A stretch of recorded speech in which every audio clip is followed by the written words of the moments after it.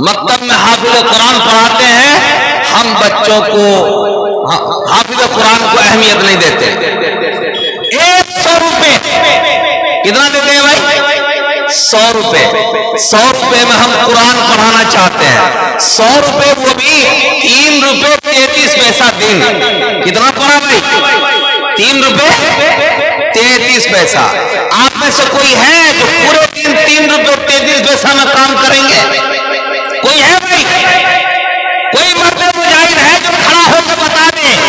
تو کم سے کم اس بچے کی پیچھے 300 روپے ماہانہ خرچ کیجئے، اس مکتب میں پڑھانے والے حافظ کو دیجئے تاکہ من سے پڑھائے، دل سے پڑھائے، آپ کے بچے کو اچھے ڈھنگ سے پڑھائے۔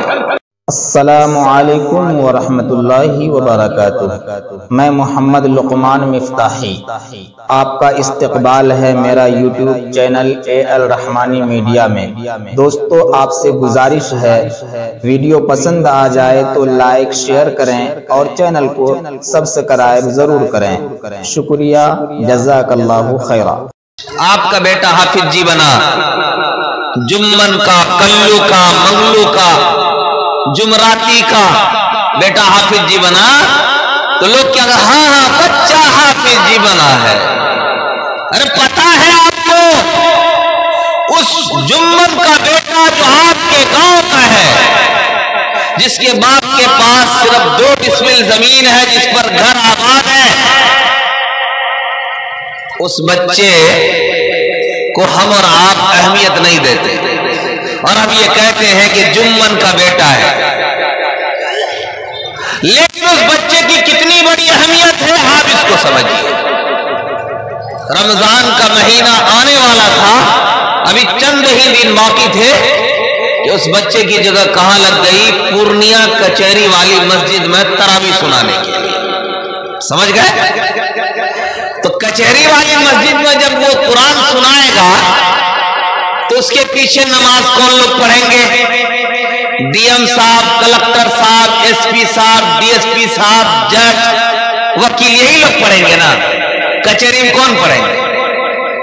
تو آپ کے گاؤں کا جمن کا بیٹا جو حافظ قرآن بنا، اس کی جگہ لگی کچہری والی مسجد میں قرآن سنانے کے لیے۔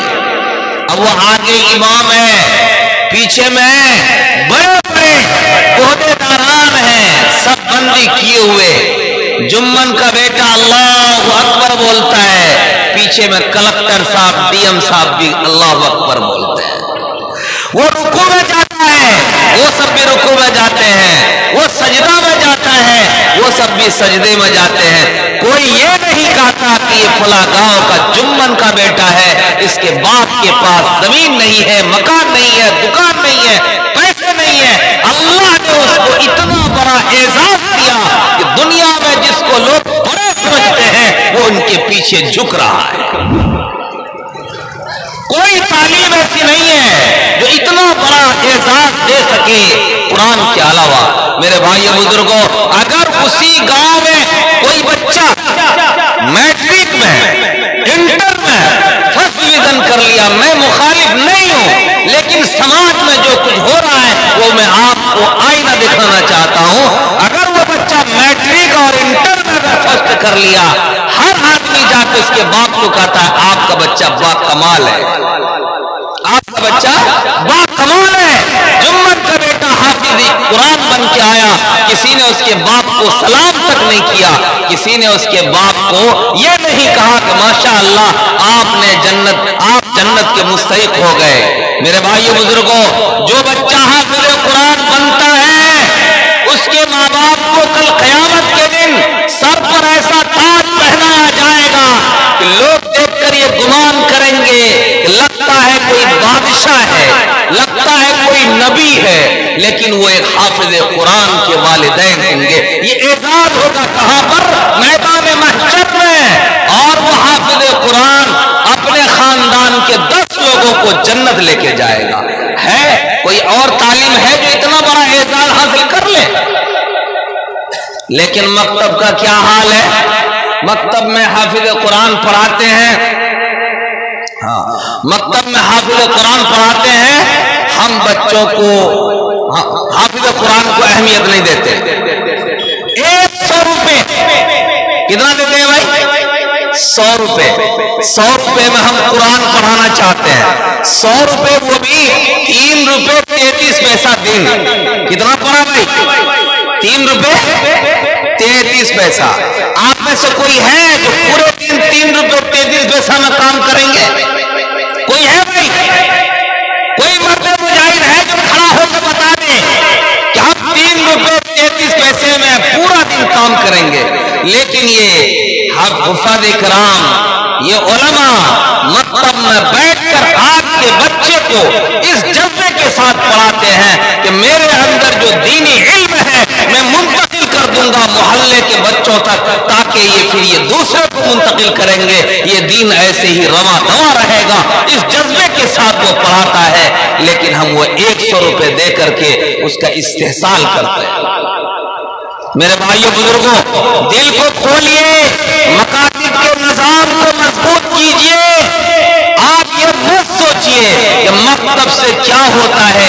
मकतब में सबसे पहले अपने बच्चों को बिठाइए ताकि वो कलमा सीखे, दुआ सीखे, हदीस सीखे, कुरान सीखे, अल्लाह रसूल की बात सीखे, और बुनियादी तालीम हासिल कर लेने के बाद, दीनी तालीम इब्तदाई हासिल कर लेने के बाद, अगर आपका मन चाहे तो उसे आला तालीम दिलाने के लिए दीगर मदरसों में भेज दीजिए। अगर आपका दिल चाहे कि हम स्कूल में पढ़ाएंगे तो आप स्कूल में पढ़ा लीजिए, लेकिन सबसे पहले आप मकतब में भेजिए। और जब मकतब में भेजिए तो कम से कम उस बच्चे के पीछे 300 रुपए महाना खर्च कीजिए। उस मकतब में पढ़ाने वाले हाफिज को दीजिए ताकि मन से पढ़ाए, दिल से पढ़ाए, आपके बच्चे को अच्छे ढंग से पढ़ाए। मेरे भाइयों बुजुर्गों, कितना बड़ा सौतेलापन हम करते हैं। अगर वही बच्चा मेरा कुरान पढ़ता है मकतब में 100 रुपए देते हैं, वही बच्चा अगर मेरा अंग्रेजी हिंदी की तालीम हासिल कर रहा है कोचिंग में 500 रुपए देते हैं। इस कदर सौतेलापन है हमारे दिलो दिमाग। इसीलिए हम अपने आप को सोचें कि जो तालीम आखिरत तक पहुंचा सकती है, जो तालीम जन्नत दिला सकती है, जो तालीम अल्लाह और उसके रसूल से जोड़ सकती है, उस तालीम के ताल्लुक से हमारे दिलों में जगह नहीं है। जिस तालीम से सिर्फ जरिए मौज हासिल हो सकती है, दुनिया हासिल हो सकती है, आखिरत में उसका कोई वादा नहीं है, उस तालीम पर हम ज्यादा से ज्यादा खर्च करते हैं। हम आपको ये नहीं कहेंगे कि आप उसमें खर्च नहीं कीजिए, आप जरूर खर्च कीजिए, लेकिन दीनी तालीम हासिल कराने वालों पर भी आप खर्च कीजिए, ताकि उनका भी घर चले, ताकि उनके घर में जो अफराद हैं अच्छे ढंग से रह सकें। मेरे भाइयों बुजुर्गों, इस वक्त जरूरत है, देखिए 2 चीजें, हुकूमत 2 चीज से घबराती है, एक कलम की ताकत और जुबान की ताकत।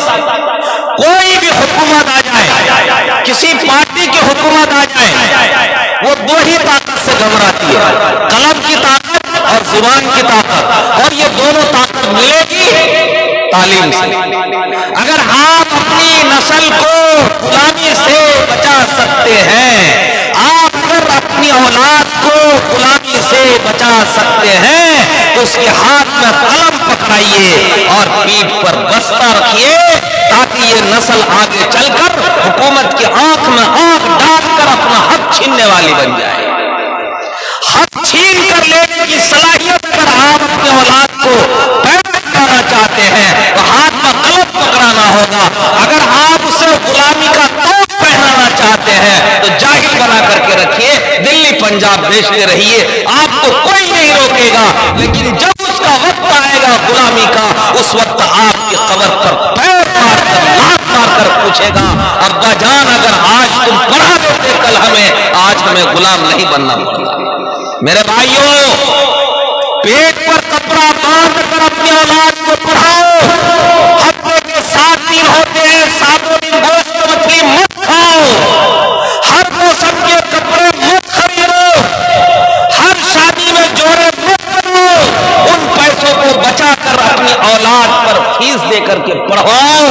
हर चौक पे नुक्कड़ पे आप बैठ जाते हैं, रोजाना 10 पान और 20 चाय पी करके पैसे को बर्बाद करते हैं, और ہیں کہ ہمارے پاس پیسہ بچتا ہی نہیں ہے تو ہم اپنے بچے کو پڑھائیں کہاں سے؟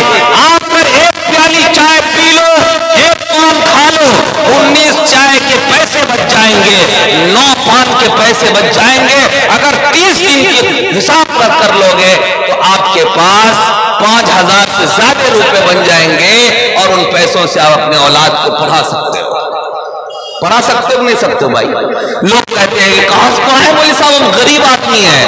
اگر دل میں جگہ ہو تو غربت کوئی چیز نہیں ہے، دل میں جگہ ہو تو غربت کوئی چیز ہے۔ ہم اخبار میں پڑھتے ہیں، کیا پڑھتے ہیں؟ پان بیچنے والے کا بیٹا IAS بن گیا، جھاڑو دینے والا کا بیٹا IPS بن گیا، لیکن ہم یہ نہیں پڑھے اپنے علاقے کے بارے میں کہ مزدوری کرنے والے کا بیٹا IAS بن گیا، IPS بن گیا۔ کیوں؟ ہم سوچتے نہیں کہ ہم پڑھائیں اپنے بچوں کو۔ انشاءاللہ پڑھائیں گے بھائی، ہاتھ اٹھا کے بولیے پڑھائیں گے، بھوکھا رہ کے پڑھائیں گے انشاءاللہ، ہے نا؟ جاہل نہیں رکھیں گے، جاہل نہیں رکھیں گے۔ جہالت سب سے بڑی گمراہی ہے۔ آج سے آپ ارادہ کر لیجئے، چاہے بھوکھا رہنا پڑے، 3 وقت کی بجائے 2 وقت کھانا پڑے، چاہے 2 ہی جوڑے کپڑے پر پورا سال گزارنا پڑے، لیکن اپنے بچے کو ہر حال میں ہم پڑھائیں گے، تعلیم دلائیں گے، چاہے جس حالت میں بھی رہیں، لیکن اپنے بچے کو ہم اپنی حالت پر رہنے نہیں دیں گے۔ آپ یہ ارادہ کر لیجئے، ہم جس طرح زندگی گزار لیے، لیکن اپنی اولاد کو اپنی طرح نہیں گزارنے دیں گے۔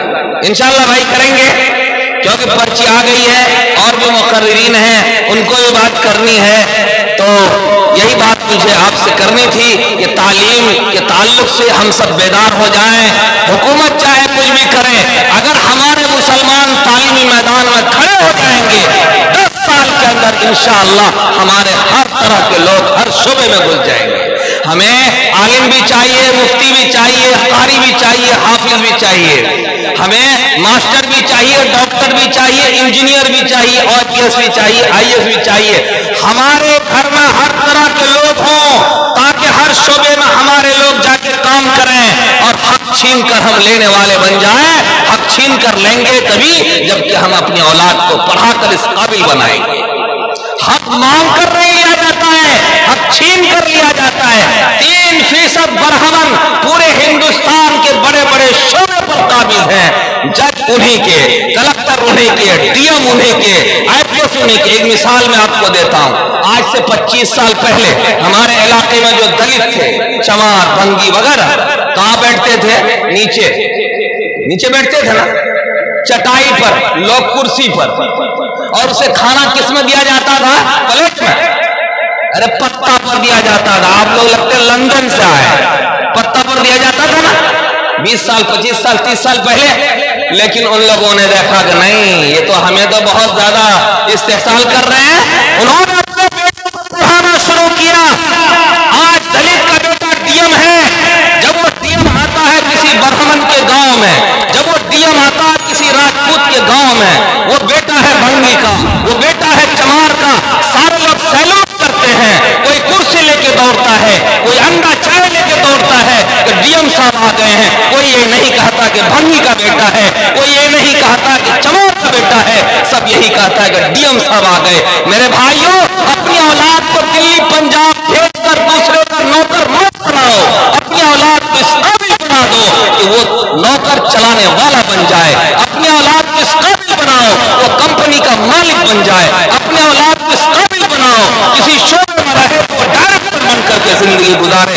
اپنی اولاد کو یہ مت بناؤ کہ کہیں جا کر کے پلٹ ہوئے، کہیں جا کر کے کسی کا جوتا اٹھائے۔ میرے بھائیوں، آپ نے جس طرح زندگی گزار لی، لیکن اپنی اولاد کے لیے آج سے آپ ارادہ کر لو، بھوکا رہیں گے، پیاسا رہیں گے، پھٹا پرانا پہنیں گے، لیکن اپنی اولاد کو بچا بچا کر پڑھائیں گے انشاءاللہ۔ پڑھائیں گے انشاءاللہ، سارے لوگ پڑھائیں گے، ہاتھ اٹھا کے بولو انشاءاللہ پڑھائیں گے۔ اللہ تعالیٰ قبول فرمائے۔ بس بھائی ہو گیا۔